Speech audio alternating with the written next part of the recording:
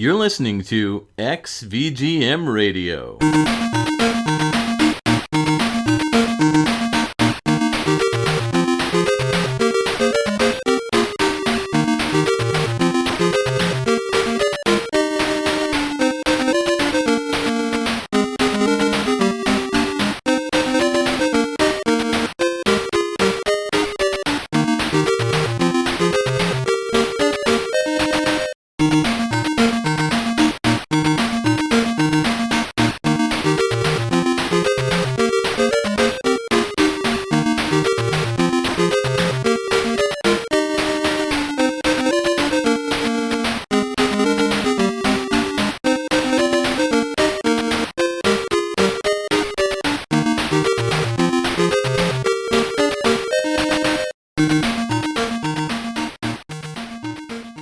Welcome to XVGM Radio, where the bits keep coming. I'm Mike. And I'm Justin. And this is episode 53, our spotlight on the Sega Master System. Yes. This is a interesting little console that I had never heard of as a kid, and then heard more about as I kind of got older. Probably around college is the first time I think I ever heard the term Sega Master System. Oh, really? Yeah, and I was just like, what is that? And then my friend, we did a lot of emulation, which is how it came up. So he was like, oh, did you ever play this Master System game? And I was like, I don't know what a Master System is. I played it actually quite a few times in the 80s. A friend of mine, this guy Steve, that I'm still friends with to this day, his parents got him a Master System. He had an NES as well, but he also had a Master System. So he was like that kid that had like all the systems. Yeah, yep. So I remember going over and playing Master System at his house and just being like, this is all right. It's not as good as NES, but I was also a super NES fanboy. Yeah, I was going to say, you were a Nintendo fanboy for a good chunk of time, as I recall. For sure. I mean, I love me some Nintendo, but the Master System has a lot of really good games on it and a lot of really awesome music too. And I thought, not enough people talk about the system and talk about the games and talk about the legacy of the Sega Master System, because I truly believe that without the Sega Master System, we would not have the Sega Genesis. So Right. I mean, you need the one for the other. Yeah, for sure. So we've got a little bit of information that we're going to share in this episode about the console as well as the sound chip, to dive deep into that, because it's actually a pretty interesting story and situation regarding the console. So the track that we came in on was Alex Kidd in Miracle World, and that was the main theme, and we believe it was by Tokuhiko Uwabo. What do you think of this track, first and foremost? It was super bright and cheery. I thought it was really cute. So it's called the main theme. I could see this also being like a stage one theme type thing. Yep. It's like super bright and cheery, kind of gets you into things. Yeah. So this song pretty much plays as the main theme in I believe most levels. I know it definitely plays in the first level until you reach the bottom of the level, because it's a descent down. And when you get to the bottom, then you hit water. You get different music, which is also really good music. But this is like the main theme. Like, this is the song that everybody knew was an Alex Kidd song. And Alex Kidd was Sega's mascot before Sonic the Hedgehog came to be. Yeah, before the blue dude with attitude showed up. The spiky-haired blue hedgehog dude with attitude. It was a little kid named Alex Kidd. Neat. So I agree with you. It is a very cheery track. It is a very bright and happy song. I can't necessarily say the same thing for all Master System music. To me, the Master System is like the saddest sound chip. Yeah. Like, it just sounds sad in most situations. Like, every song that I've heard on the Master System, it just, I don't know, it has like a kind of sad, like a minor tone to it. Maybe. I don't know if it's minor tone or just the way of the chip and the way that it was used. There's not a lot of percussion in this song, and in general, most Master System tracks really just have like the, as the little white noise. Yeah, for sure.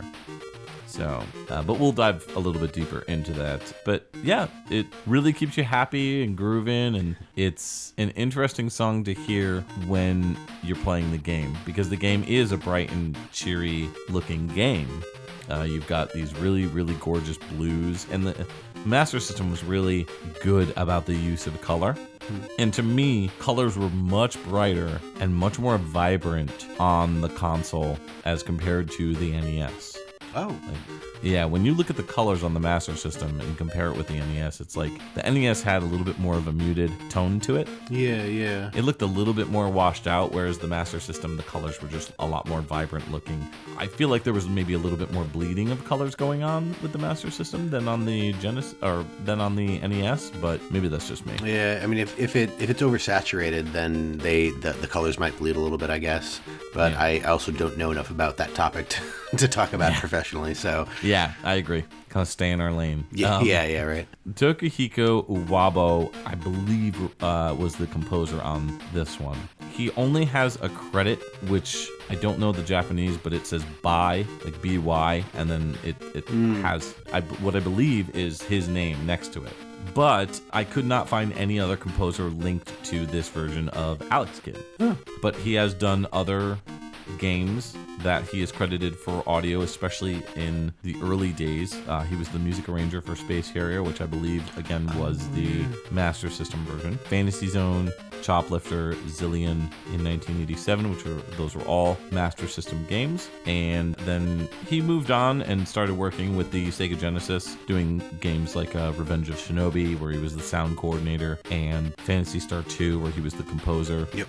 But he's mostly been a sound director as of late. His latest game he's credited for is Sonic & Knuckles, which was 1994. That was the Sega Sound team. Kind of disappeared after that. Yeah. But he was credited for his music in Castle of Illusion starring Mickey Mouse, which got a remake in 2013. He was on the original composers team for that original game. Very cool. We'll dive deep into the Master System and tell you a little bit more about it when we come back from our next track. So since it's my pick for this one, it's going to be a game called Predator 2. This came out on the Game Gear and the Master System in 1992. This track, it plays for a lot of different levels. So it plays for the title screen, levels 1, 3, 6, Streets, level 7, Alien Ship, and that is by Matt Furness.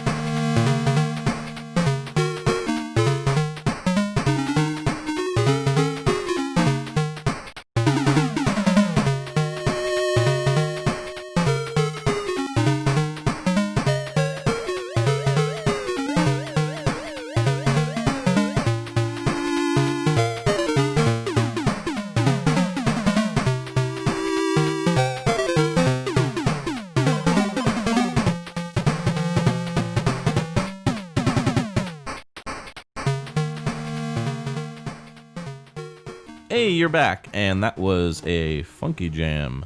That was by Matt Furness, and that track was from Predator 2, based on the movie, and that came out on the Game Gear and Sega Master System in 1992. It did also come out on the Sega Genesis as well.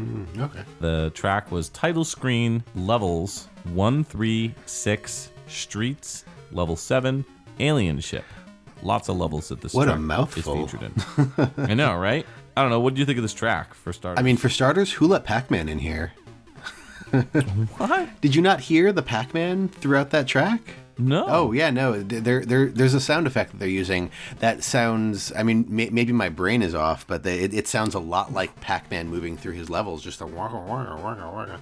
Wow, that's weird. I didn't hear that at all. That's crazy. I'll have to go back and re-listen to it because I've listened to this track quite a few times and I have no idea. Justin, do you smell any burnt toast around? No. No? Just BO. Sense of smell is good, no coronavirus. No. Sense of smell, sense of taste. Okay. I mean, my tastes haven't changed in a long time, but that's not because of coronavirus. Okay, just making sure, 'cause you never know. You play as Lieutenant Mike Harrigan. It's side-scrolling, but in the non-Master System and Game Gear version, I guess it is isometric. Oh, neat.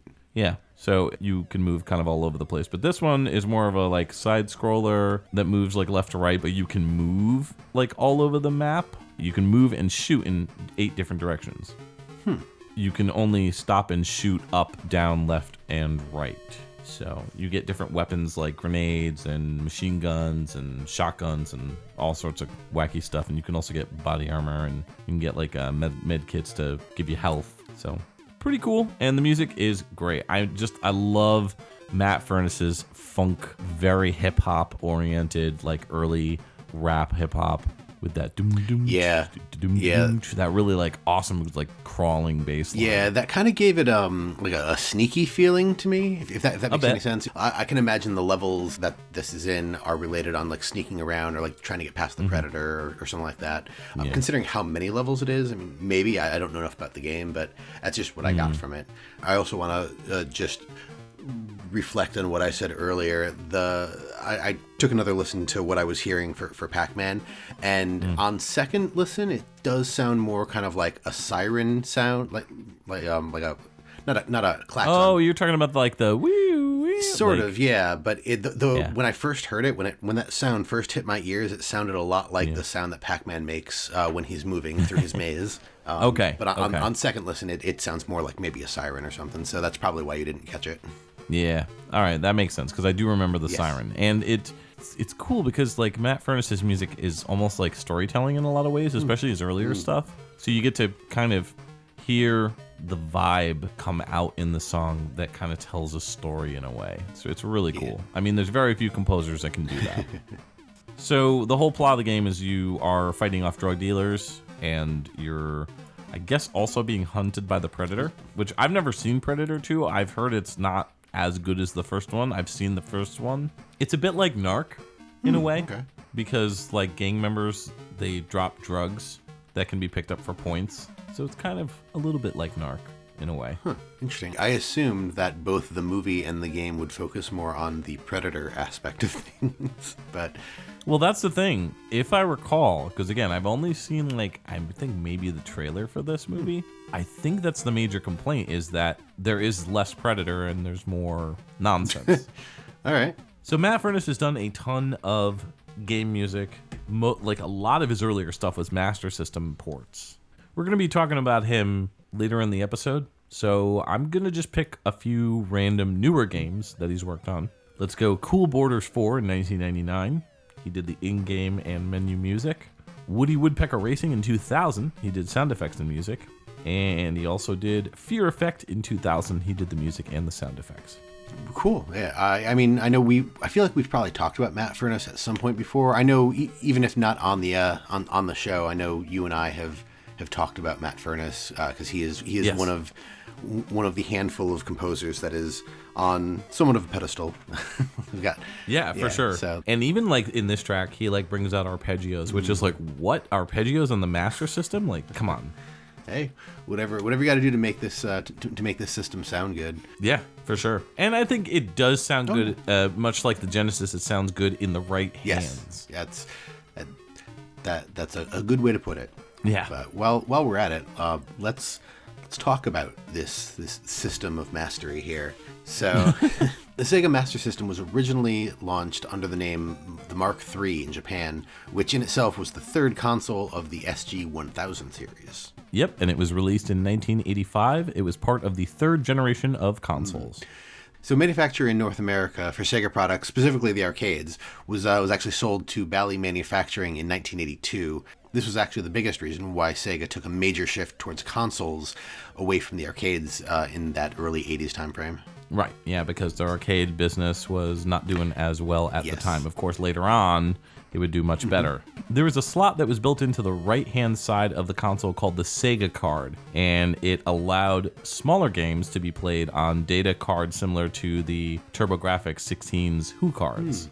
The system's North American run ended around 1992, where the system sold between 1.5 and about 2 million units. However, in PAL and Brazilian territories, the system was extremely popular, selling well over the NES, which is hard to believe from a North American perspective, but yeah, I used to get chewed out about that all the time when I was like, I used to write for a British or like a PAL UK oriented website called Retro Collect, and they're still around, I believe. I'm still friendly with a lot of them, but like I would come at them with the North American perspective and be like, hey, you guys want to hear about the NES? And they're like, no, man, tell us about the Master System.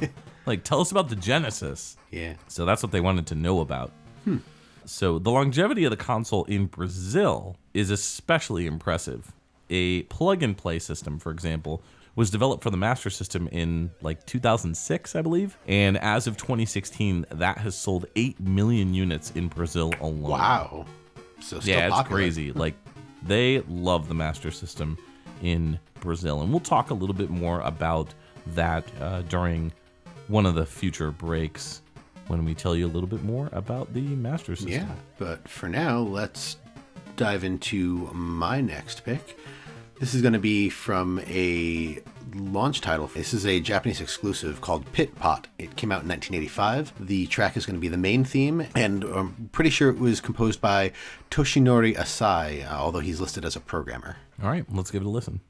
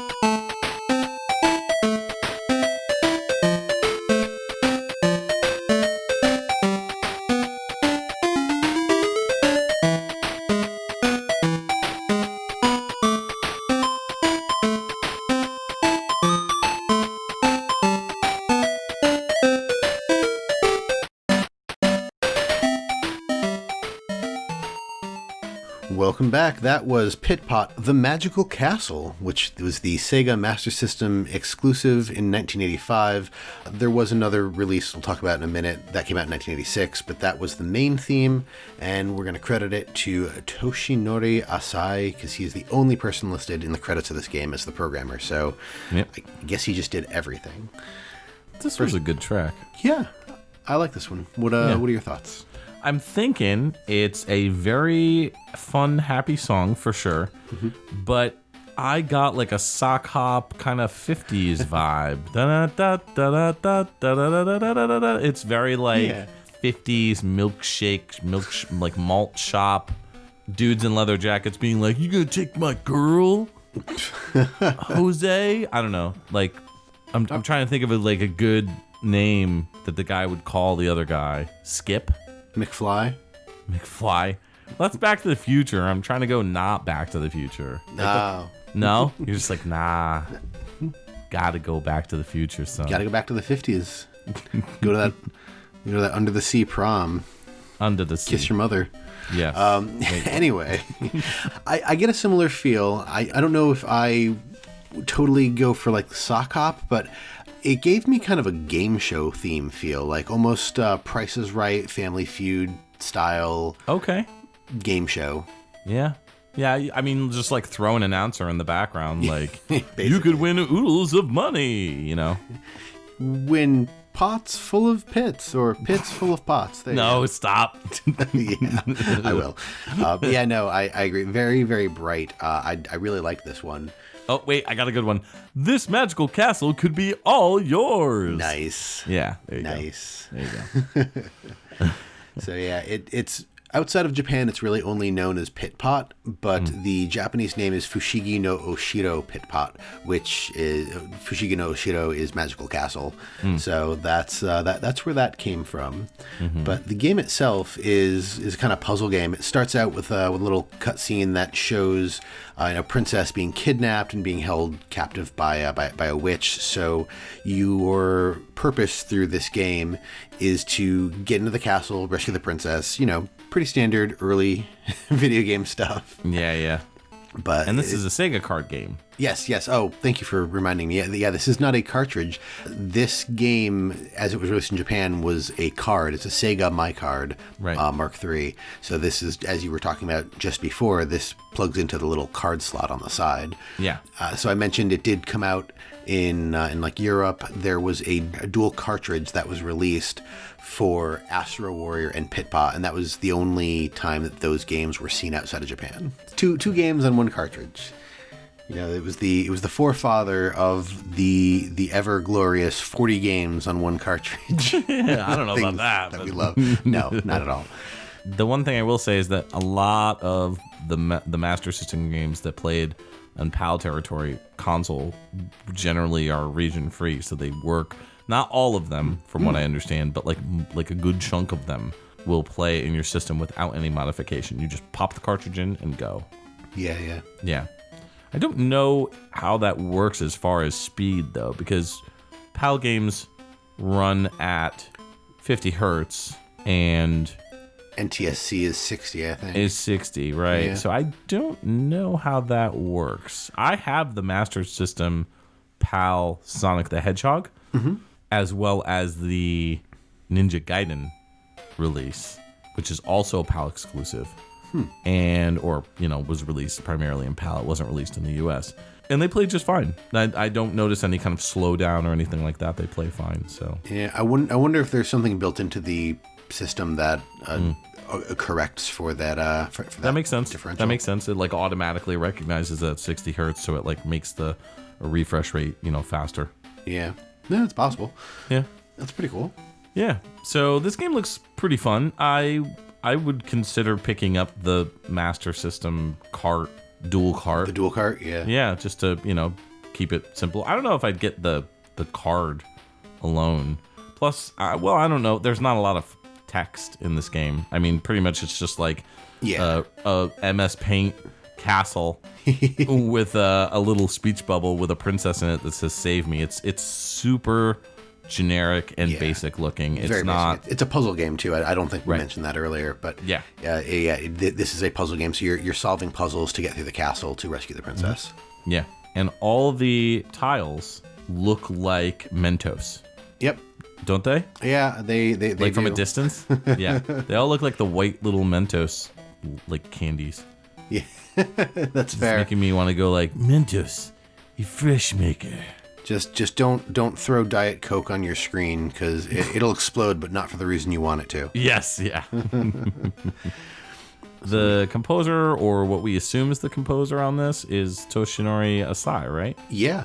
Toshinori Asai has a lot of production credits, and nothing in here actually looks like audio credits. So there's a lot of, like I said, production. There's a handful of programming.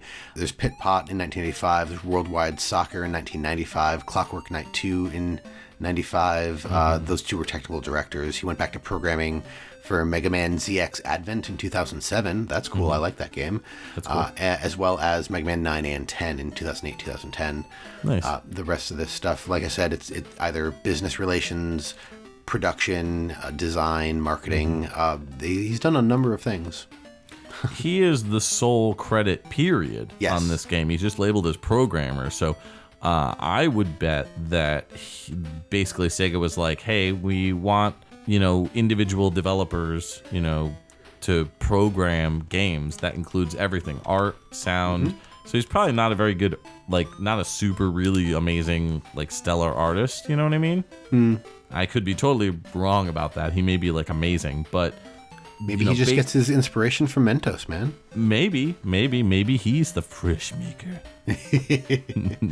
But yeah, no, I mean, a lot of really, really old games were kind of like that, where the team that put the game together was one or two people, right. And they just did everything. So this is early '80s. We're still sort of in that world. I know there's the production teams are getting bigger and quickly, I would say, at this point in time, but it wouldn't surprise me if he did everything, or if there was a small team and nobody else got credit, because that happened a lot too. Yeah, true. So it looks like we are getting a call on the request hotline.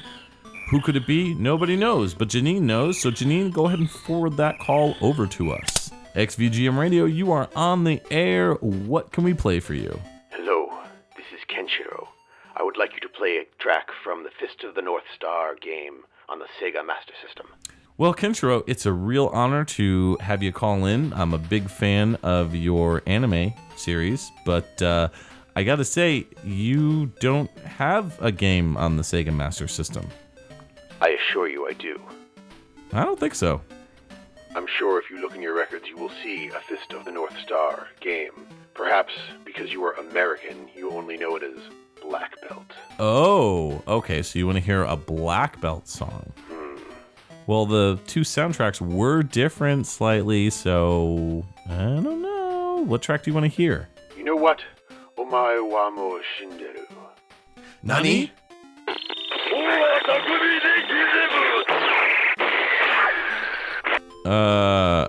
Okay. Well then. Yeah, I guess let's just pick a track from that game. All right, let's play the boss theme from Black Belt. This came out on the Master System in 1986, and it was by Katsuhiro Hayashi.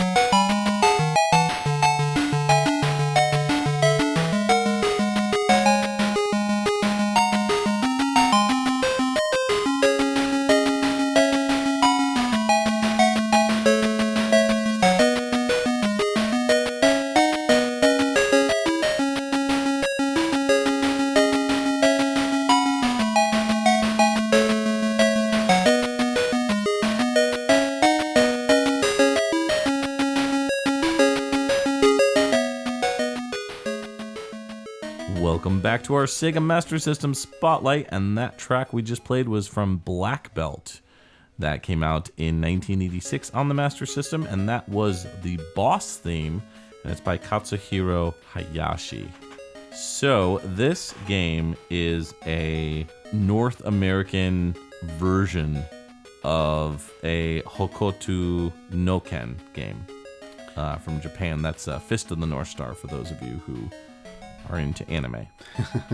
In that game, you're playing as Ken, or Kenshiro, and you have this unique ability where you can like punch people and they explode. It's called the like, Hokuto Shinken. Yes. It has no equal. That's right. The game was brought to the Master System over in North America, and it was released as Black Belt. And you were mentioning about the box art. Yes.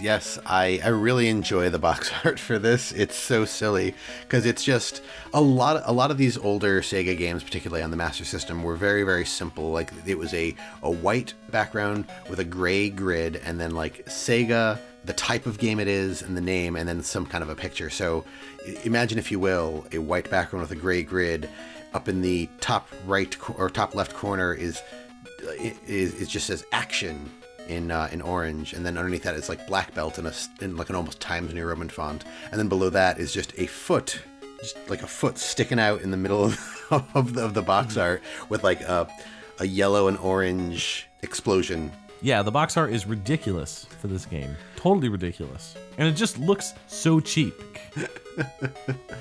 It's got to be up there in the worst box art ever. Like this tells you nothing about the game. And obviously, if you take a look at the back, there's 4 screenshots. There's a ridiculous little blurb. But like looking at it from the front, I mean, I know I, both as a child as an adult, would have totally picked this up to be like, what the heck is this? Yeah. Who knows? I might have been like, oh, okay, maybe I'll actually try it. But like, it just looks so bad from the front. Like, yeah, just a foot. for sure. But I mean, like, it makes sense that they released it as Black Belt, because I mean nobody knew Fist of the North Star back then. Not in America, not unless you were really, really into bootlegging and getting like imports and stuff. Yeah, for anime, right. So in this game you play as Riki, who is a martial artist, or Ricky, I guess, Riki, and he's trying to rescue his girlfriend Kyoko from his rival Wang. Wait, so they brought this over and they localized it, and they just wrote they're just like, no, gonna stick with the Japanese names. Yeah, yep. Pretty much. Japanese names. I mean, I think if I recall that he's like blonde, like he's like a blonde looking guy. I don't know why they did that. That's just silly. They should have just brought the game over as is, and like if they wanted to change the name, change the names, because nobody would have known, who Ken was. If they just called him Ken, like that's plenty of people in America named Ken. My father is named Ken, so yes. Also Ken and Ryu, or Ryu from Street Fighter. I mean, Street Fighter didn't exist at this point, but fair. A couple of years, yeah. Actually, 85? No, you're right. Oh wait, no, yeah, I'm sorry. 88. Street Fighter 1 came out, I think, in 88. So yeah, but the game is it's okay. It's kind of difficult, to be honest, if I recall. But you're fighting in left or right side-scrolling stages, and there's 6 of them, and you might fight like sub-bosses. You fight like just regular bad guys. And very similar to Hokuto no Ken, the bad guys will explode when being punched. Nice. And then you have to fight the end boss of each stage. You have to exploit not the final boss of the game, but like the final boss of each level has like a weakness that has to get exploited in order for you to finish him. So like, if he blocks high pretty consistently, you would want to hit him low, like that sort of thing. So that is Black Belt. Bad game cover art aside, it's an okay game. It's worth picking up. Yeah. It's also dirt cheap. You can get it pretty much anywhere. So that's the thing about Master System. Master System's kind of getting pricier, like as we move on and on, because people are just they're desperate. They'll try to collect anything. I don't care what it is. I just want to collect it. Just let me collect it. Pretty much. Katsuhiro Hayashi started off with Rambo First Blood Part 2 for the Master System in '86. Also did the music for Quartet. Really, really good soundtrack. Really funky, like funky bass lines, like really crazy stuff. Did the music for Game Ground in 1988. And we'll go with one more, something a little newer. They're still working as of 2010. School Days HQ. And that was a visual novel that released for Windows. Cool. Yeah. So, to continue along the theme of Sega Master System, we have some more information to divulge. There were PAL exclusive and Brazil exclusive games. The Brazil exclusive games were developed by a company called Tectoy, and they were accompanied that licensed Sega for the market out in Brazil. So Right, yeah. There was a second revision of the console in the US that had a slightly different design, and this was released in 1990, and it had a more rounded, sleeker look as compared to the very 80s boxy VCR look of the Master System.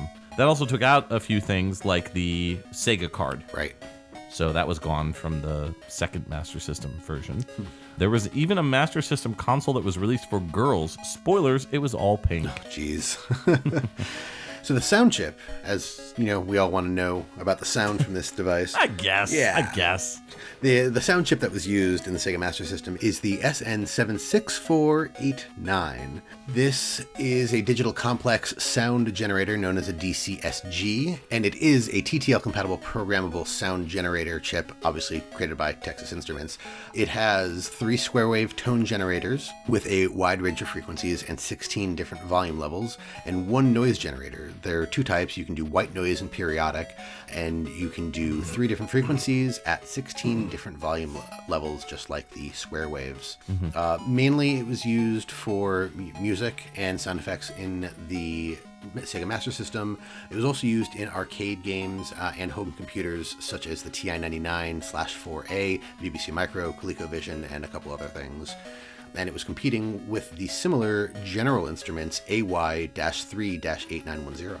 Now, you said it was SN76489? Correct. That's only a few digits off, or at least the cadence is very similar to... Jenny's phone number? To Jenny's phone number. Yes! I'm so glad you knew where I was going with that. SN76489. SN76489. Nice. Awesome. That needs to be a song. Yes. Yeah. So certain games had built-in FM Synth, much like the Genesis, that could be heard on the Japanese consoles, and that uses the YM2413, not the YM2612. This is a cost-reduced version of the FM Synth sound chip that was manufactured by Yamaha.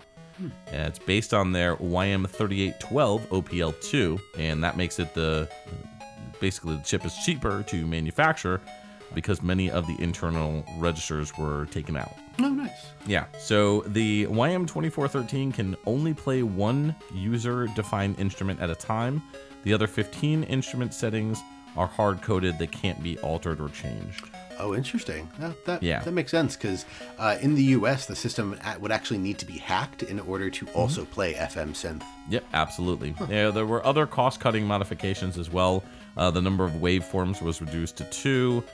Channels are not mixed using an adder, and instead, the chip's DAC uses time division multiplexing to play short segments of each channel in sequence, are also done in the YM2612. So, you know, it does have a very similar sound to the Genesis. Yeah. This chip was also used in several arcade boards that SNK and Alpha Denshi used in the late 1980s in some of their games like Time Soldiers and Gang Wars. It was also used in Atari Games' arcade version of Rampart, as well as various different keyboards, Yamaha keyboards in the 80s, and shoulder keyboards, and MSX computers as well. There were several sound enhancement cartridges for MSX computers, so it's also built into the MSX2 and MSX2 Plus systems. Huh. Yeah, wow. Also all MSX Turbo R machines and the MSX, that's part of the MSX music standard. So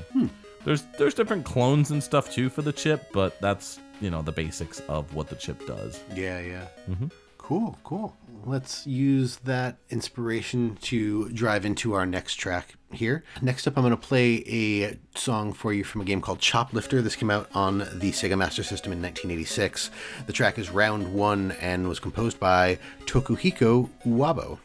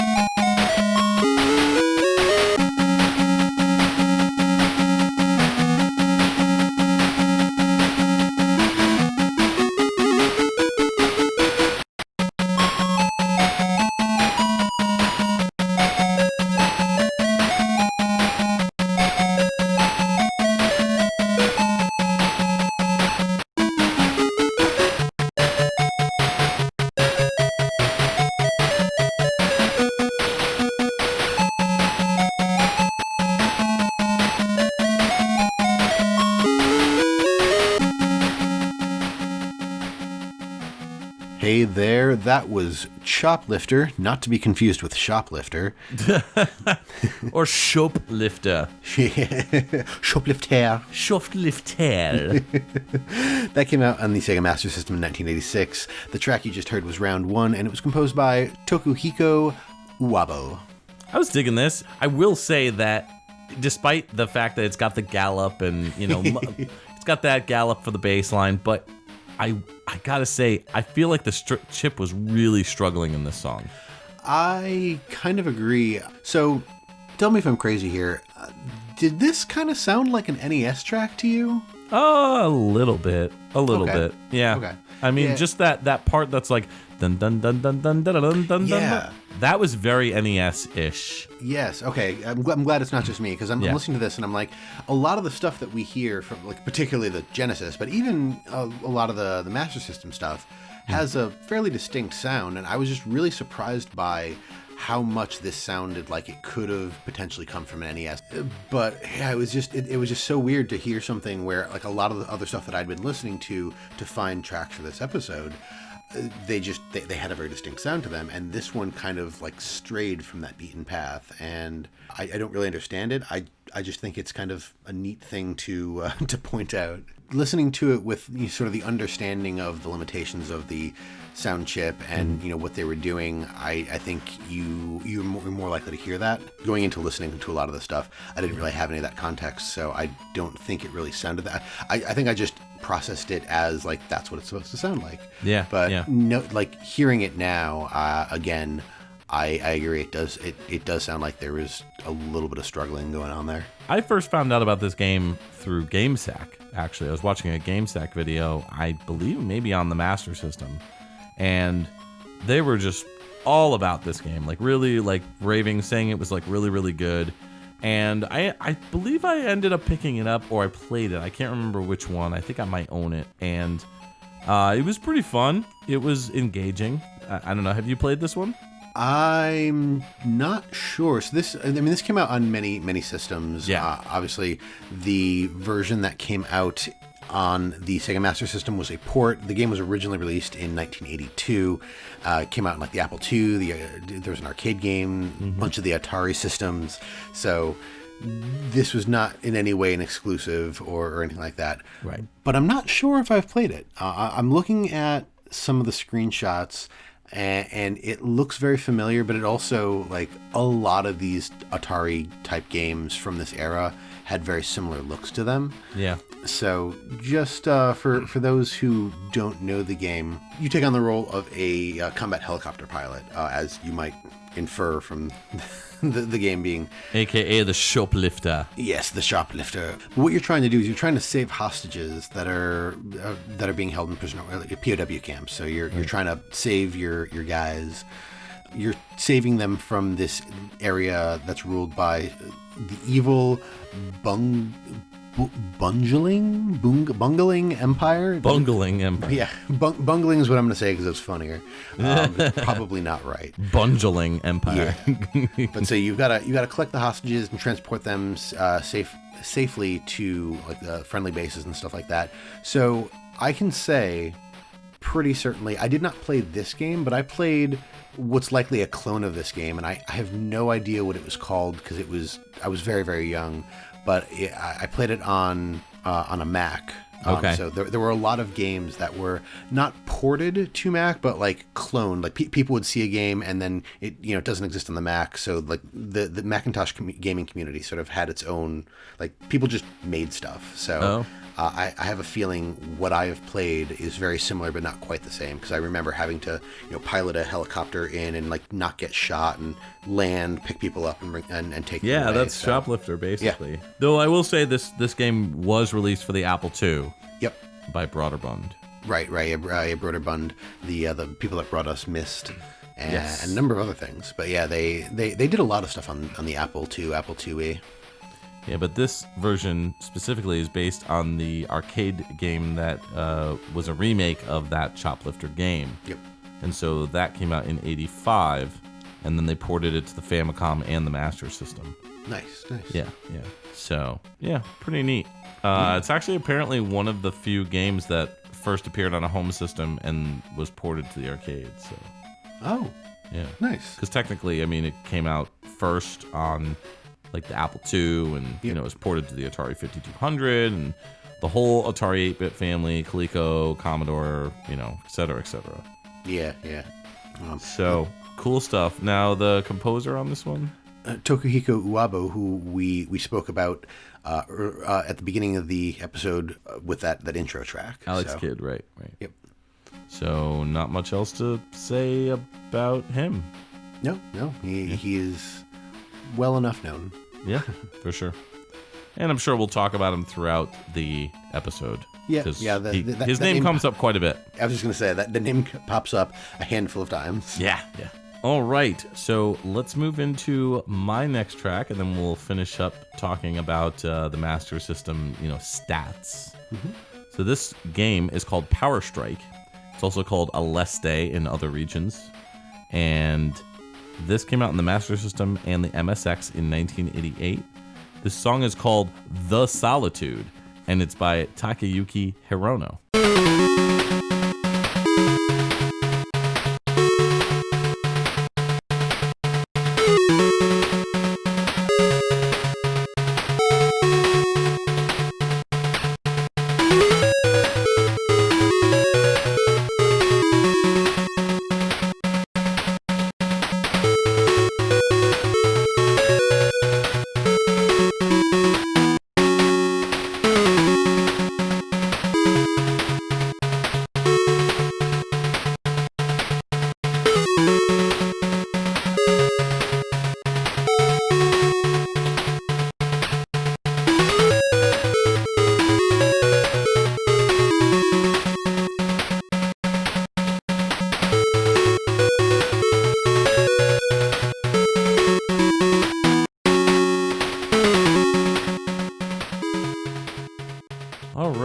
Thanks for joining us back on our Master System Spotlight. This is a game that you just heard called Power Strike. It's also called Aleste.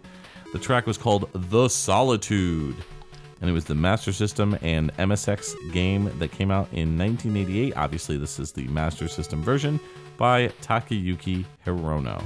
This is a shooter, or shmup, or shmup dango, whatever you want to call it. And it's based on the Aleste series that was developed by Compile. In North America, it came out under the quote-unquote special edition range of Master System games. Basically, if you wanted one of these special edition games, you had to order it from Sega themselves. You could not go into a store and get it. You had to basically mail order for it. Wow. Yeah. Huh. Pretty weird, but I get why they were doing that. I mean, this is a game that was coming out, you know, more towards the later part of the release schedule, the lineup, you know, late 80s, and in North America, especially the NES was selling so well. So there was not a ton of competition. Basically, it was Sega, and that was it, at least in North America. The game got a bunch of sequels, games like Musha, Robo Aleste, Space Megaforce, that all had different names other than just Aleste. It reminds me of Oleste. I think it's called or Olestra. I was like, you're thinking of Olestra, the stuff that was in the Doritos 3D chips. Yeah, and some of the early like Lay's Light and stuff like that. Yeah, basically you eat it and it caused anal leakage. It's anal seepage. Yep, I remember that. Anal leakage. Delicious. Robin Williams had a whole bit on it, as did almost every other comedian in the early 2000s. Oh, for sure. Yeah. It was super popular right around that time. So, yeah. But no, this has nothing to do with Olestra. Thank you for clearing that up. Yeah, just so you know, this game will not make you have leakage. I don't know any other way to put that. So Sega specifically ported this game. So even though it was developed by Compile, it was ported by Sega. This song is just so heroic sounding to me. It's got that Japanese action video game music sound to it, you know? Yeah. And you can kind of hear the guitars in there, the bass line, like everything. Even the percussion here is pretty impressive. It sounds a lot more vibrant. It doesn't have like the more staticky drums. It's got, a little bit more oomph to it. Yeah, I was kind of surprised at just like the level of percussion in this when compared to a lot of the other Master System stuff. I think you said earlier or near the top of the show that there wasn't really a whole lot going on in the way of percussion, and I mean, we just mentioned it when we were talking about the sound chip. It really just had like that one channel, and it's either white noise or on your noise generator. As we said, you only had the option for white noise and periodic noise. So for them to make this feel pretty well filled out in the realm of like drums and percussion is kind of a feat for this chip and this system. Oh, for sure. If you were hoping to get a copy of Power Strike, and especially Power Strike's sequel, which did come to the Master System as Power Strike 2, but that one was PAL exclusive, so there was no North American release on that one. Both games are stupid expensive. So you can't get them. They're like, depending on which version you want to get, the game itself may be like $80, $60 to $80 loose. And the sequel is even more than that. Oh my god. So, yeah, it's like a $200, $300 game minimum. Wow. Well, pretty wacky. Yeah, that's not a game I'll be buying into, I guess. Yeah, and if you wanted the US exclusive like mail order version, you can get it, but it's like a $250 purchase on eBay. Yeah, pretty wacky. Wow. Or you could just go with the PAL version, which is much cheaper, but still, you're still looking at like a $60 to $70 purchase. Bonkers. So, there's always emulation, but for those who don't want it, prepare to pay a high price to these games. Yeah. But I listened to both games' soundtracks, and I liked the first game over the second game. Not that there was anything wrong with the second game, but I liked the more heroic urgency of the sound of this game. That's fair. So, plus the name of the song is The Solitude, which is just kind of silly. I mean, you got to watch out for the solitude, especially when you're in quarantine. Yeah, for sure. Takayuki Hirono started working in programming as well as audio with Lunar Pool, and that was back in 1985. Followed it up with Zanuck in 1986. Has done quite a bit. Rune Master in 1989 he did sound programming on. He's mostly considered like a sound driver or sound programmer, but there was no other credit for this song in particular. So, latest game that came out was Mato Monogatari 2 Arl 16 Sai in 1994. He did the sound driver on that one as well. So, lots of stuff in between that, of course, but those are the basics. Nice. So, let's talk a little bit about the rest of the information for the Master System, starting with accessories. The Master System library was mostly playable on the Sega Genesis with a power adapter that was sold separately from the Sega Genesis.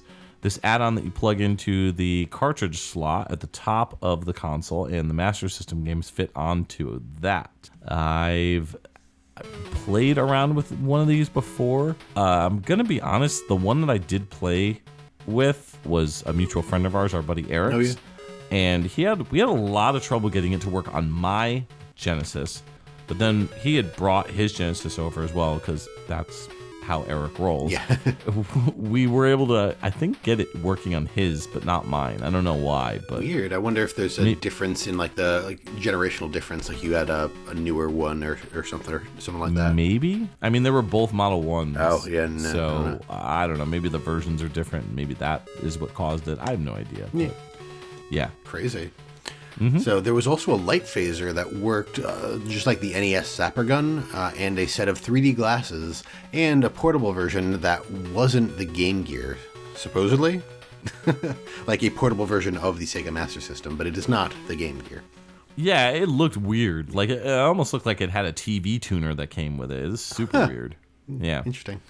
Yeah, Game Gear, speaking of which, the Game Gear's hardware was designed after the Master System. So, because of this, many Master System games were ported to the handheld with slight changes, like a zoomed-in screen, for example. Neat.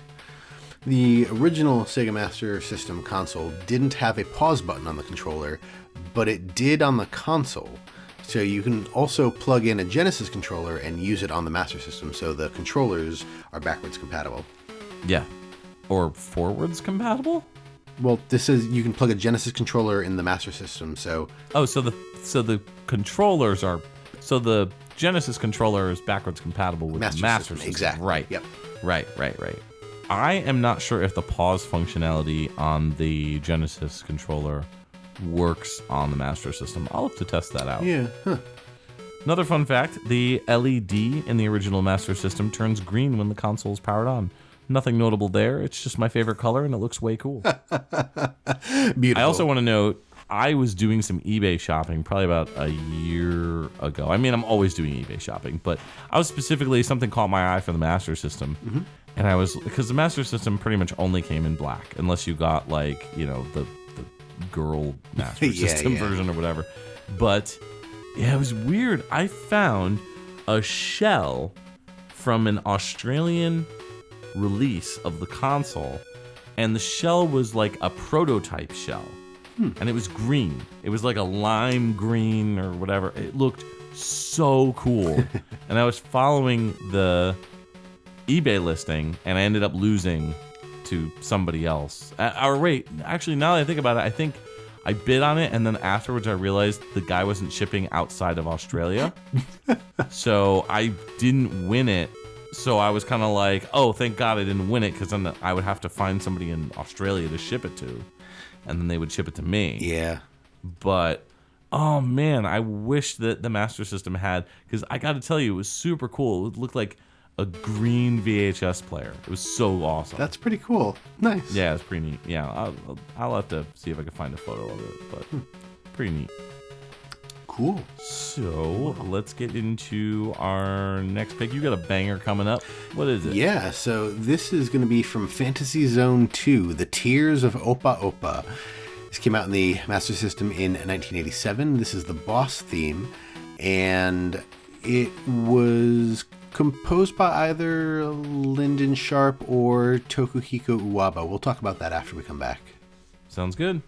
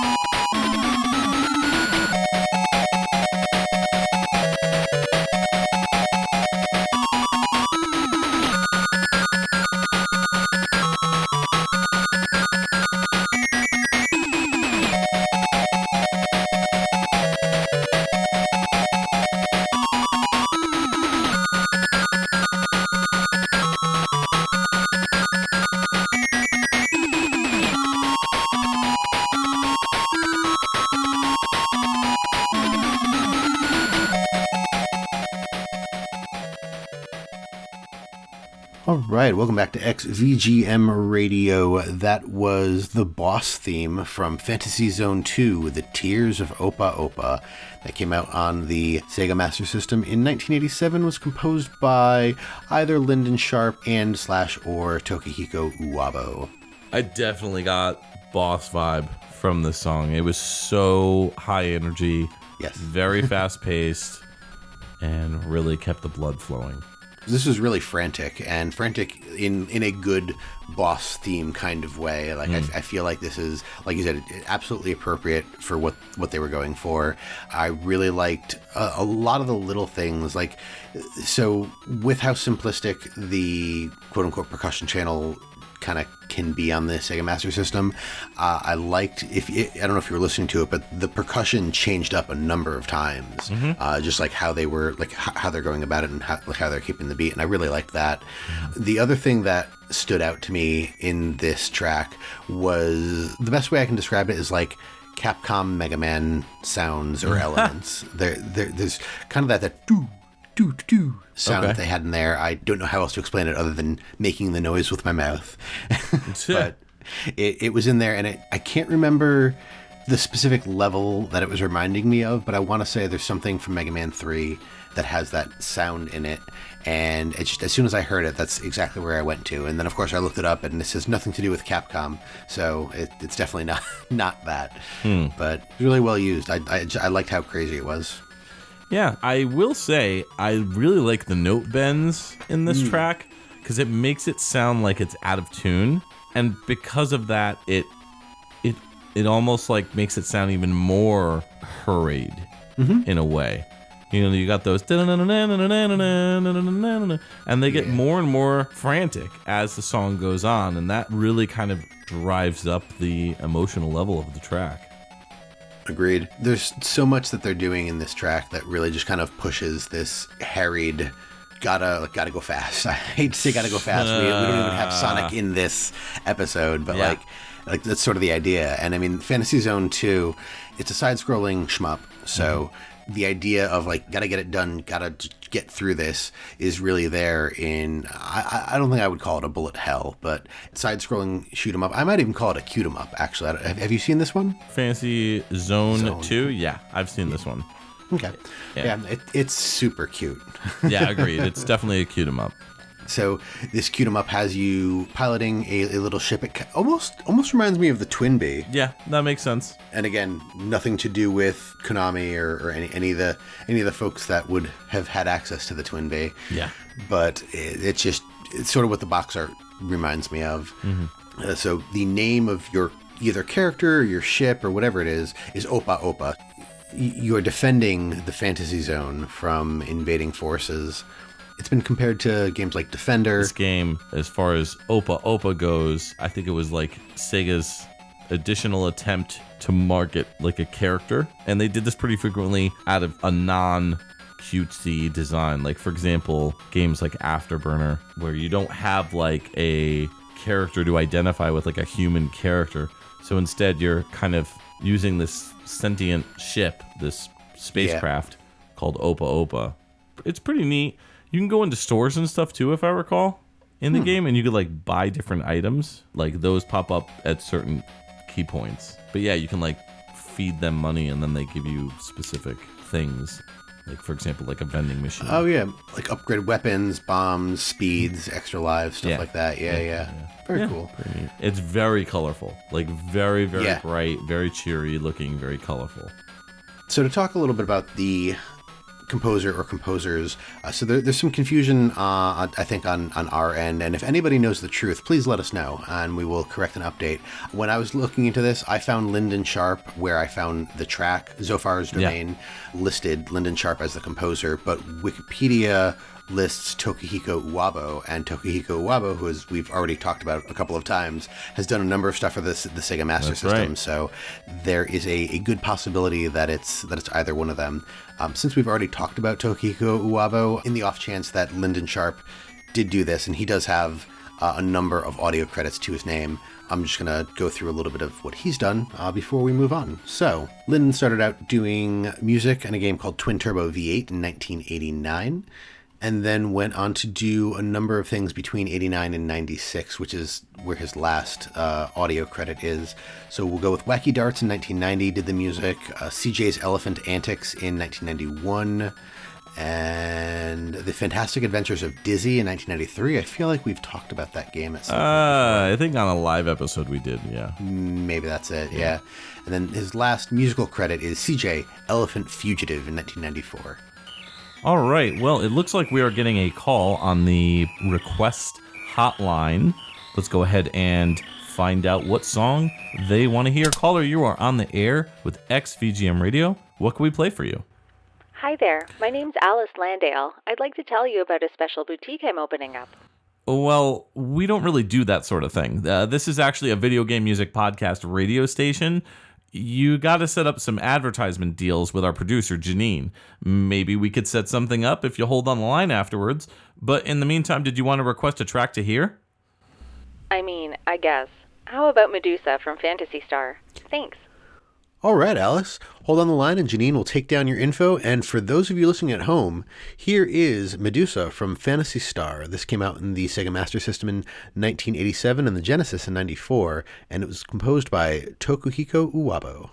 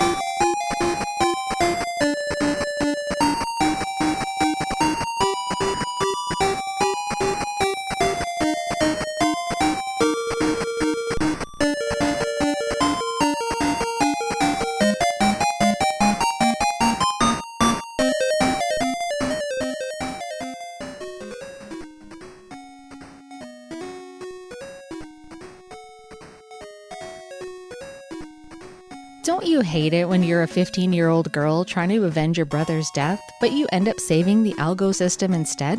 And on top of that, you've got nothing to wear. Hi, I'm Alice Landale, heroine, adventurer, JRPG icon, and fashion designer.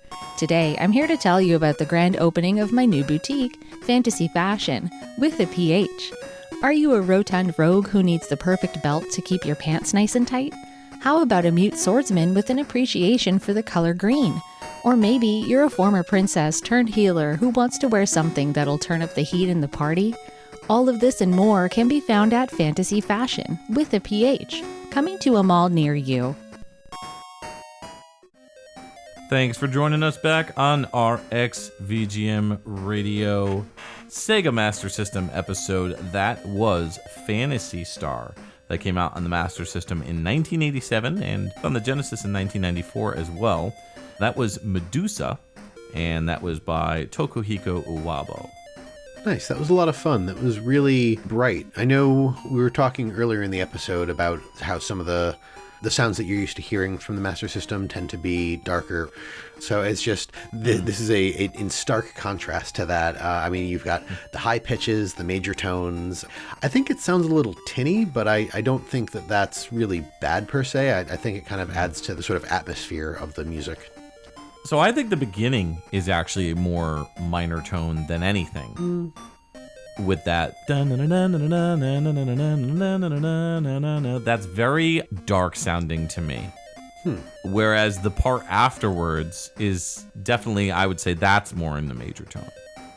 But this, I mean, and again, I could be totally wrong about this, but it just sounds more like that traditional, like, game music that you would hear in an RPG when you're about to go into war or a battle or whatever. So it needs to be bombastic, it needs to be big and booming and kind of dark and sinister. And I get that from the beginning personally, and then when it kind of cuts into that more light-hearted, flowy kind of feel, it's nice. Like, I'm glad it's there because it provides a little bit of variety. Because I think if you just had that, I feel like that would be like a ringtone. Yeah, that's fair. That could totally be a ringtone. Yeah. And a good one at that. I was digging the track, and it definitely kind of made me want to check out Phantasy Star. I've never played a Phantasy Star game.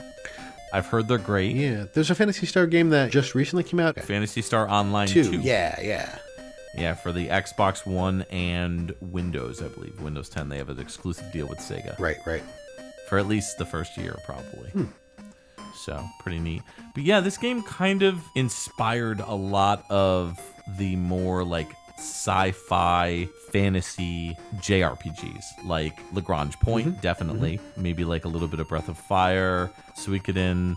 I would also say even like the later Final Fantasy games, like Final Fantasy 7, Final Fantasy 8, 10, and Star Ocean. Star Ocean is like straight up like sci-fi, going to other planets and like going to solar systems and stuff, traveling, Finding out you're part of a computer. Yeah.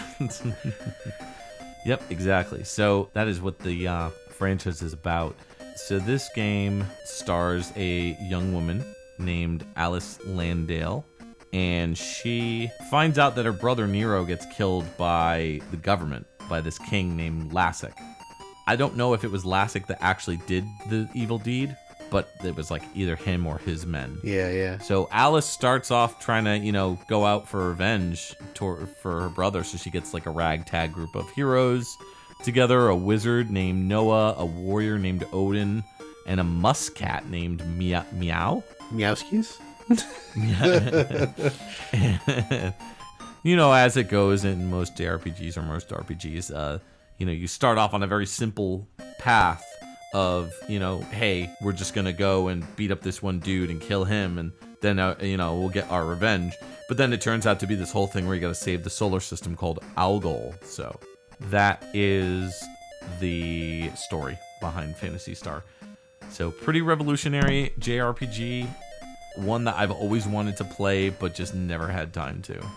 Very cool. Yeah, I had a friend who was very much into the whole Phantasy Star everything. I remember when Phantasy Star Online came out. I actually think I told the story in a previous episode, so I will just cut it short by saying he got a lot of us to play Phantasy Star Online. It was a lot of fun, but we never really talked about the old Phantasy Star games, and they look really interesting. I mean, for someone who enjoyed Final Fantasy 1 on the NES, this doesn't look any worse as far as I can say. No, that's true. Cool. So yeah, good track, good game. The track was by Tokuhiko Uwabo. So I guess we can mention a few other games that he was credited for that we didn't mention earlier. Michael Jackson's Moonwalker in 1990, he was the sound advisor. Sorcerian in 1990, he composed the music for that. And Super Monaco GP, he was the composer on that back in 1990. Nice. Yeah, pretty much. So I guess we can move into the next track, and this is your pick. What do you pick for us? All right, so this is Wonder Boy in Monsterland, which was a 1988 Master System release. The track is Labyrinth of No End, and it was composed by potentially a couple of people, and we can talk about this when we come back, but Shinichi Sakamoto did the arcade music, James Smart did the Commodore 64, and David Whittaker did the European console ports, but I could not find a composer for the Master System version. It's a roll of the dice. Yes. Let's hit it.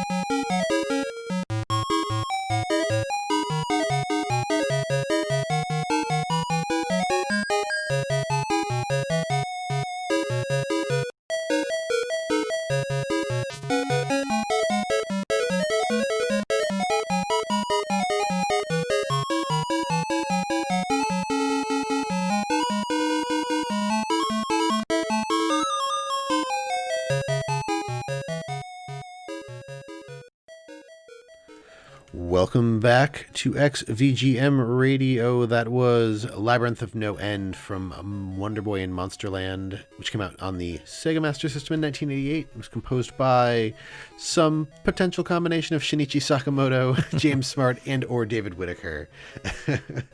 So, I mean, first off, what did you think of the song? You know, the song kind of has like a sneaky vibe to it. I don't know if you get that, but I get like a spy vibe, like do. Like I do now that I listen to it again, I do kind of get like a who could it be now sort of thing. No, it was okay. It didn't blow me away. It was an okay track. I've never been a big fan of Wonder Boy, to be honest. Like you know how like in the 90s there were like the boy band wars where it was like NSYNC versus Backstreet Boys. Mm-hmm. So you were either a Backstreet Boy fan or an NSYNC fan. Okay. In the battle of Wonder Boy versus Adventure Island, I'm an Adventure Island fan. Oh, that's fair. That's fair. That is my action platform rotund boy man crush, Master Higgins. That's fair. I never realized that there was a rivalry between them, but I can understand where it comes from. Wonder Boy in Monsterland, it is an action role-playing platforming game, so there's a lot sort of mashed up in here.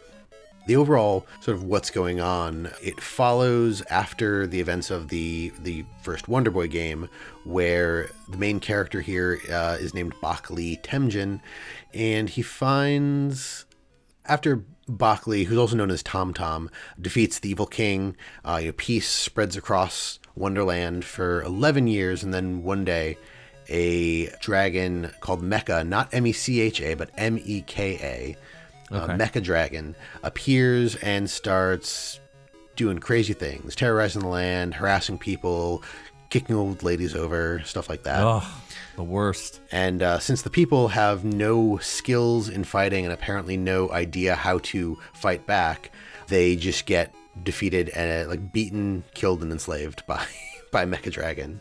Okay, then. So Wonder Boy here has to take up arms again and save the people of Wonderland. But it looks pretty similar to the first Wonder Boy. I think we played a track from one of the older Wonder Boy games, probably on a different system. It looks very similar. I'm going to go with if it ain't broke, don't fix it. It looks like they've improved upon it in a number of ways with some of the RPG type stuff built on the action platforming from the previous games.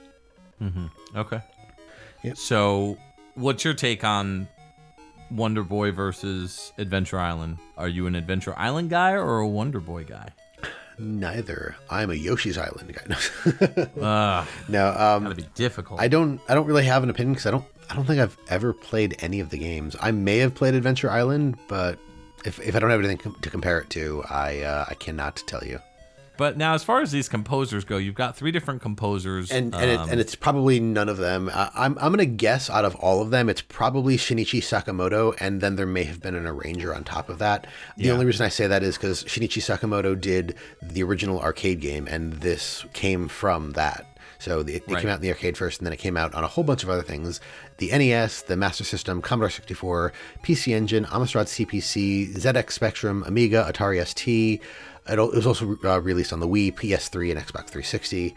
But yeah, so there's so many different versions, and Shinichi did the original on the arcades. And then we got James Smart did the Commodore 64 version, and he is credited doing audio on Wonder Boy and Wonder Boy Monsterland, and that's it for audio. He did a lot of programming and engineering, but he is tied to the C64 just for all the stuff that he did is Commodore 64 stuff. Right. And then you've got David Whittaker, who I wanted to credit because I have no idea who did this, but David Whittaker did all of the European console versions of the game. He did the music for them. So his audio credits are fairly long.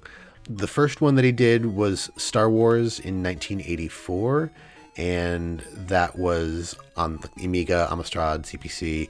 Again, European consoles, but that was the first thing he did music on. Looking at a handful of other things here, we'll go with Garfield, Big Fat Hairy Deal in 1988, Populous in 1993.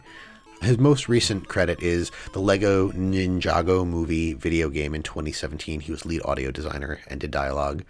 Nice. And then just to back up, we didn't talk about Shinichi Sakamoto. Started out in this game doing music composed for Wonder Boy and Monsterland in 87. Power 11 in 1991, he did music composition.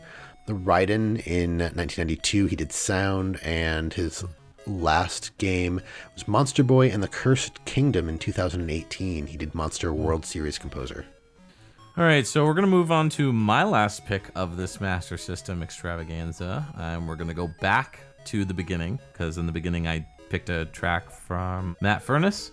So we're going to go back to him. So Matt Furness did Road Rash on the Genesis in 1991, also the Atari ST and the Amiga in 92, the Game Gear in 93, the Master System version, which we're going to hear in 94. He also put out a Game Boy version in 1996, but this track is called Grass Valley, and again, by Matt Furness.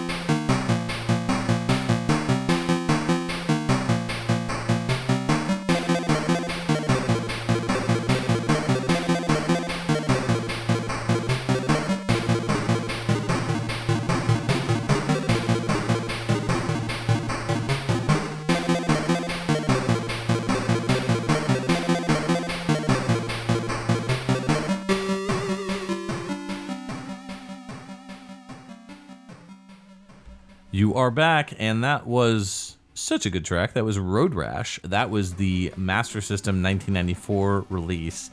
The game came out on a bunch of other systems: Genesis in 91, Atari ST and Amiga in 92, Game Gear in 93, and the Game Boy in 96. But that was specifically the Master System version, obviously. That was called Grass Valley, and it's by Mr. Matt Furness. And I love the vibe in this one. This is like... They were going, he was going for a driving vibe. like get in your car and drive over, the Golden Gate Bridge, wind in your hair. I get such a chill, laid back, and kind of sad vibe from this song, too. I think it's just the tone and melodies of the Master System that really kind of get me. This song sounds a little sad to me. Yeah, so I can see where you feel that. I get a lot of that too. The driving song, Wind Through Your Hair, I agree, and I actually kind of take it to another level. Some of my favorite stuff to drive to, particularly when I first started driving in the 90s, was techno. I really enjoyed a lot of techno, and this song is this close to being a techno. All you need is a good beat and maybe a little bit more, but that's just one of the first things that I wrote down is this could almost be a techno song, and I love it for it, and I might like it more. Maybe there's a remix out there. I'll go find it and I'll see if I like it better or worse. I think with the right instrumentation it would be a techno song, but by default, listening to this version, I hear more synth pop, more new wave, kind of more goth Cure kind of thing. A little bit, I suppose. I mean, I don't know. Synth pop and new wave and a lot of that stuff feeds into a lot of early techno. I mean, they're influences from all over. But sure. Yeah, I mean, you can turn anything into a techno song with the right instrumentation. Can you imagine the Phantom of the Opera on a Road Rash bike attacking dudes next to him, like Cloud Strife style? Yeah. Well, that's Road Rash. I mean, basically, it's very similar to that Final Fantasy VII minigame. Obviously, this came way before it. But you're driving around it's a racing game where you're trying to beat up other people, kind of like Mario Kart, kind of like a predecessor for Mario Kart in a weird way, because it's combat influenced, but obviously much more brutal. You've got chains and whips. All sorts of stuff, bats and knives and all sorts of crazy weapons in some of these Road Rash games. And you're trying to take down your fellow riders as you are, traveling into the sunset. The game is, the camera's behind you, and very similar to Rad Racer or really any kind of racing game back then. And you're on a motorcycle trying to, do your thing. So I really, really like this song, and to me, percussion-wise, this is probably the best of the best on the Master System. I did like what I was hearing with the percussion on this. There's a lot in this song actually that reminded me of the NES sounds again, and particularly some of the percussion that we heard. Yeah, it's a lot more advanced sounding, and again, the music is only as good as what the creators and the composers can put out. So some of the best composers for the Master System, in my opinion, were people like Matt Furness. Anything that Iku Mizutani did on it was great. Yuzo Koshiro did some really good stuff on there. So there's a ton of different composers that really know how to make use of the sound chip. And it's good to hear tracks that we've picked that for the most part utilize the features of that main chip really well. Yeah, for sure. But not much to say about Road Rash itself. It's a combat-based vehicle game, so it's fun. I would say my favorite Road Rash game is the third one, if not for the soundtrack on the Genesis. Oh my goodness, it's so good. A lot of people don't like it because it's very... I wouldn't personally say it's twarmpy. I would say it's more abrasive sounding. It's very very fuzzy kind of sounding. Buzzy, electronic? Yeah. But oh my goodness, the drums are some of the best drums I've ever heard on the Genesis. So I'll have to check that out. Yeah, it's a soundtrack by Don Don Veka, I believe. So it's really good stuff. Right. Anyways, we are rounding the bend. This is our final track that we're about to play from our Master System extravaganza. What do you got for us? All right, so my last pick here is going to be from Cyborg Hunter. This is a 1989 Master System game. The track is called Level C and F and was composed by Keisuke Tsukahara, credited as Key, and Kazuhiko Nagai, credited as Nav.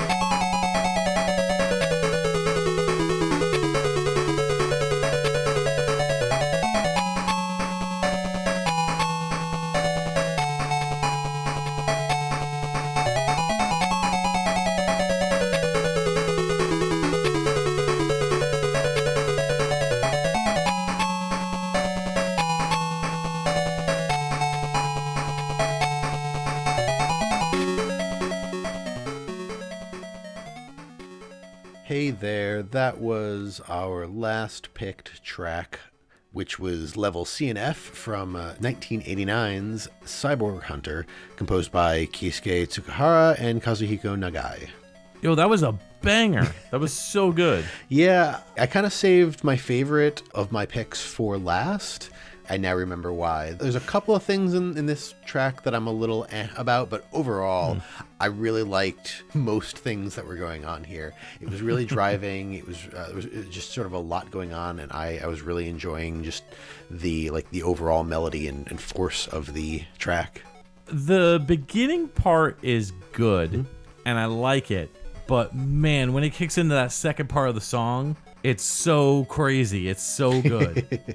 It's just all over the place, and it's faster, and it's just it that part really got me. I'm Where it trying speeds to up? think of I don't even know how to explain it. It's just so good. Yeah, there's a couple. It's like the only things that really bug me in this song are that certain notes feel like they're just cut short. Like it goes. Oh yeah. And some of that stuff just. Like, see, I like that. Yeah, well, I actually really like that. Oh, okay. Like it's not bad per se. It's just like I don't want the note to be cut so sharply as it was. Like I kind of want it to linger for a few nanoseconds more, or at least like maybe fade out. But just like the sharpness of the cut is a little bit jarring. But literally everything else about the song, I'm just like, yay.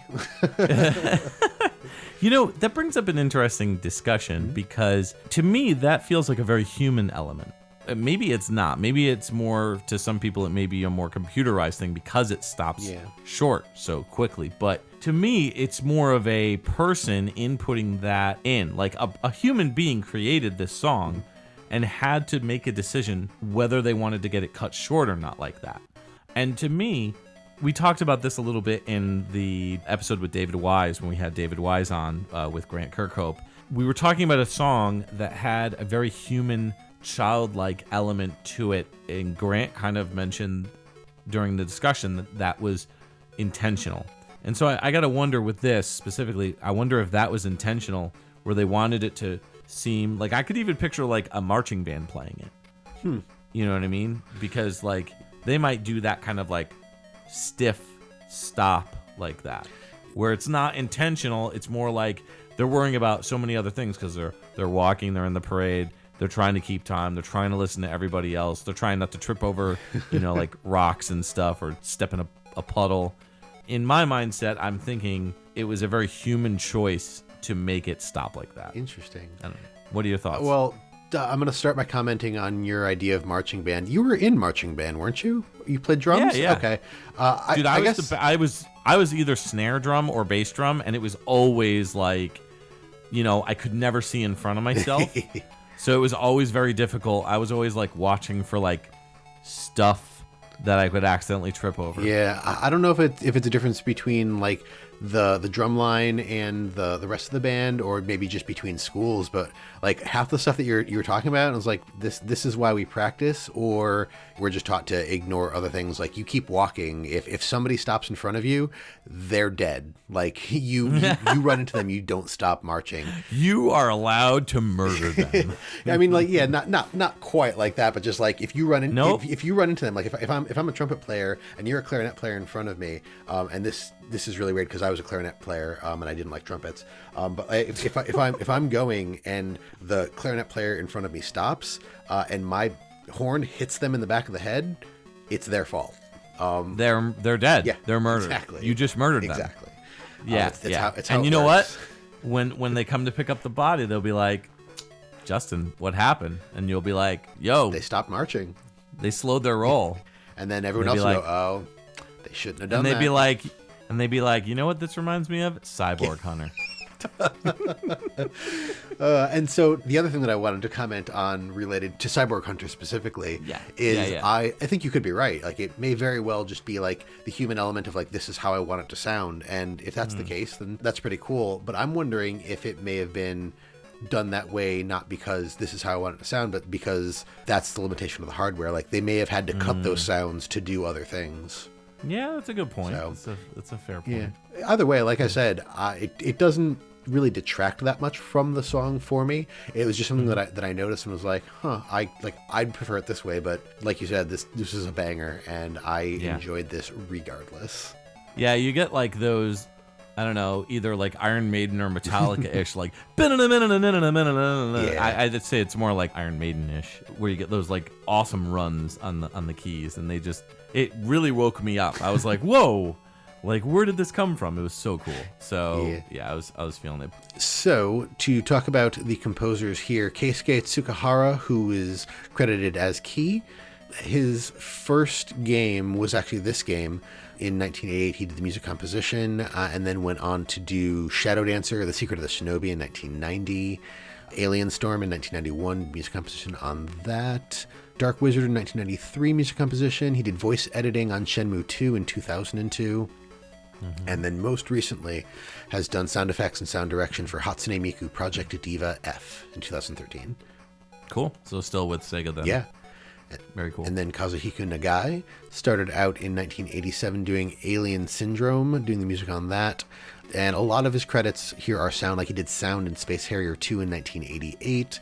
He was a sound assistant on Michael Jackson's Moonwalker in 1990. Came back to do music composition and arrangements on Radmobile in 91. And the last thing they're credited for is music and sound effects in Sky Target in 1995. So now it's time for us to pick our favorite tracks, which is going to be pretty difficult because there was a lot of really good stuff here. Yep. So what are you going with, Justin? I think I'm going to put Cyborg Hunter at the top of my list and then follow that up with Predator 2 track. And then in third place, I will put the Fantasy Zone track. Okay. Yeah, we're pretty similar. I'm going to go Cyborg Hunter. I think that was my favorite. That wouldn't surprise me the most out of everything, I would say. And then I would say probably either the Predator track or the Power Strike Aleste track. Oh, that's fair. Yep. I did really like that one. Black Belt's also really high up there. And I did like your Pit Pot track as well. That was really good. Yeah, that one was cute. Yeah. So, we'd like to take a moment to thank our Patreon patrons, without whom this show's continued improvement would be impossible. They are Alex Messenger, Scott McElhone, Cam Worma, Chris Hart, Dan Lawton, Chris Murray, Kung Fu Carlito of the Heroes 3 podcast, Jordan and Anson Davis, Chris Myers, Llama Adam, Jeremy Rutz, Peter Panda, Ryan McPherson, Bedroth of the Very Good Music VGM podcast, Jason Super Jess Doss, Nick Davis, Matthew Hanola, Brad Austin, Muddle Madness, Mixmaster, and the Autistic Gamer 89. If you would like to become a patron, you can sign up at patreon.com/XVGM Radio. There you can see the different tiers as well. Just $1 gets you a thank you and access to our monthly live shows. You can visit our website, xvgmradio.com, where you can listen to all the episodes and learn more about your hosts, as well as any of our guests or composers that we've had on the show. If you'd like to reach out to us, you can always email us at xvgmradio@gmail.com. And if you'd like what you've heard, please consider giving us a rating on iTunes and a review. You can also join our Facebook group and chat with other VGM lovers at www.facebook.com/groups/xvgmradio, where we talk about everything from current game news to sharing awesome VGM tracks, or just talking about the podcast itself. And you can find us on Twitter and Instagram. Our handle for both of those sites is @XVGM Radio. If you don't have any other social media or just want to try something unique, check us out on our Discord group chat. Links will be in the show notes. All right. In 2 weeks, Justin, we are coming back with what? In 2 weeks, we will be back with episode 54. We're going to be focusing on a really interesting piece of almost every video game, the continue themes. I think it's going to be a neat little episode. It's going to be tracks that'll be a little bit shorter, but I feel like we'll have quite a bit to say about them. Yeah, and about the games. I think it'll be a neat episode. So before we go, we did just want to go out with an outro song that we will play. And that outro is going to kind of circle back and circle home to the Alex Kidd track that we played, Alex Kidd in Miracle World. And so this is the main theme. Now, here's the kicker. This is an arranged version. This was not in any kind of game. This was something that I happened to find years and years ago. And I've kind of attributed some lyrics to it that are not family friendly. So you'll have to ask me about them in the Discord chat. And I don't know why. I was just like spitballing with some friends, hanging out, listening to this version. It's kind of like a really super speedy punk rock kind of track, and it's a cover of the main theme from Alex Kidd in Miracle World, and it's got vocals by everyone's favorite vocalist, Takanobu Mitsuyoshi. Yes. So much energy and love for this man. Awesome stuff. Nice. So this is Mike and Justin signing off for XVGM Radio.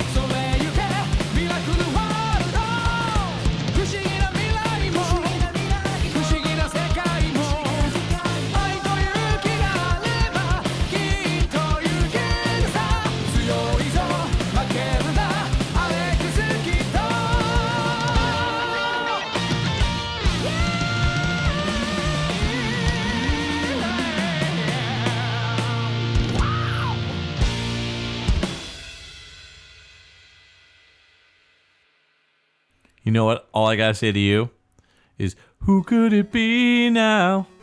Oh, really? Okay. Your response should always be. Well, the thing is, I didn't hear that, but I did hear something. Oh no, from the I'm 80s. saying, I'm not. No, what I'm saying is who could the composer be? Oh, who could it be? I thought you were referencing now? like that part of the song sounded like that. Okay. Yeah. Come on, Justin. Keep up. Do you want to do know that I'm again? not We'll do it physically right. there We'll just with cut all you. this? No, this is going in the episode. This might be an outtake. This is definitely not an outtake. This is probably an outtake. Makes for a good one, though. Yeah. So Monster Boy is a pretty fun game. It's an action Who's Monster Boy? platformer. Huh? Who's Monster Boy? Oh my god. All right, I'll tell. You're taking the lead. This is your track. I mean, I have all this stuff open. I figured Right. I was going to. Go for it. Connect 4. You got 3 in a row.